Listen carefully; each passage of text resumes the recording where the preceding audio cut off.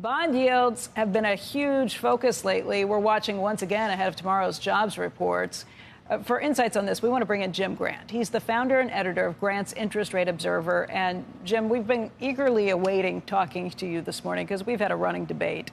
Bond yields have been moving higher almost every day since the Fed decided to actually cut rates. Why do you think this is?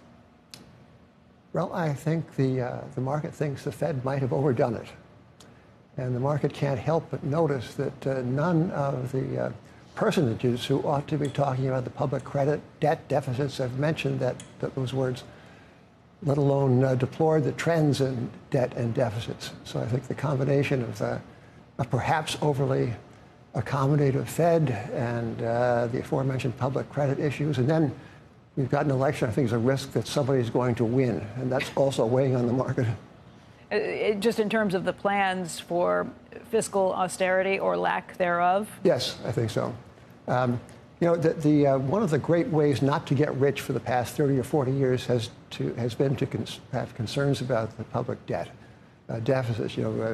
Under Reagan, interest rates were sawed in half as the debt, I think, doubled or more. And bond yields fell for 40 years, 1981 to 2021, notwithstanding all the reasons why a certain right-thinking interest rate observer might have invoked for why they shouldn't have fallen, but they did fall.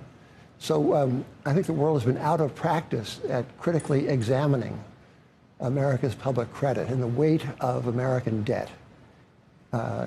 And that bull market in bonds that you just described, and it was historic. We've probably never seen anything like that. Yeah. And your point, and you never traded in your vigilante hat for the modern monetary theory hat. The last survivor. Yeah, you've never traded it, and you've always felt this way. But you pointed out that the commensurate bear market following a bull market is sometimes maybe not the same in terms of ferocity, but if it was anything close to you point out we were at zero for how long, and we had $18.4 trillion globally that were priced to yield zero, less than nothing. Yeah. And so you think that the beginning of that move higher in rates that we saw, that's not finished, and that inflation's still going to be around. And what do you think we could go back to? If you look at let's go back to the dot-com boom. When you look at the excess. So this is like the dot-com boom in bonds. Yeah. So this, sock puppets, and 18.4 trillion of negative yielding debt is some sock puppet. That was to me the Pets.com. The great world-beating excess of that bull market. I think that common sense would tend to support this proposition that great excesses characterize great bull market tops and great bear market bottoms. And I think the 18.44 trillion was a clarion call that this 40-year bond market was over.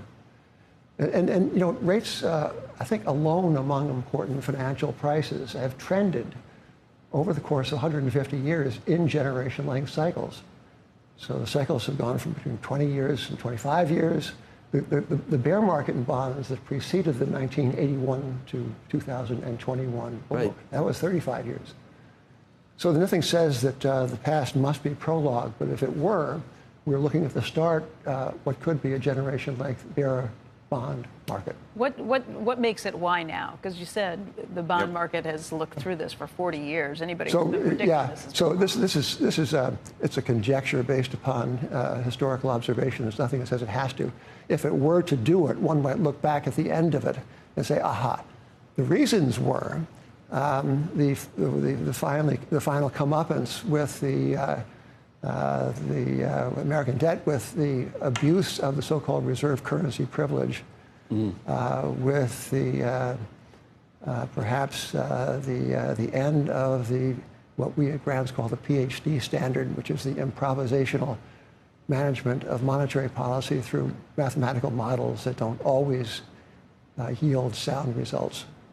So there's all sorts of things that could be driving this hypothetical bond bear market, but at least I think we're on firmer ground in observing what has happened, namely generation length ups and downs, and then observing the excesses that preceded what might prove to be somewhat sustained. The tipping point, you said, would be potentially a war. Right? That is what always leads. The tipping point would be a war. Well, war is the one and only thing that is certain to foment inflation.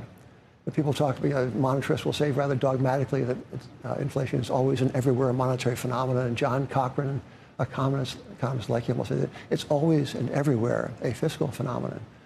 But, or the Fed, it's always and everywhere a phenomenon of public expectations, which seems the most tenuous of all. But wars invariably, scale to heavy, big wars invariably resulted in currency devaluation. The curse of being the world's reserve currency is that we get things like monetary theory. We are spoiled into thinking that we can do whatever we want. Well, the curse is, and I hear people saying that we're the reserve. We can print as much money as we want. It's like an affluent parent with a somewhat underachieving child says, here's $20 million. Go out and drink yourself to death. Right. That is, in a way, like the reserve currency privilege. It is an invitation to consume. Do you think inflation is coming back in the next couple of years?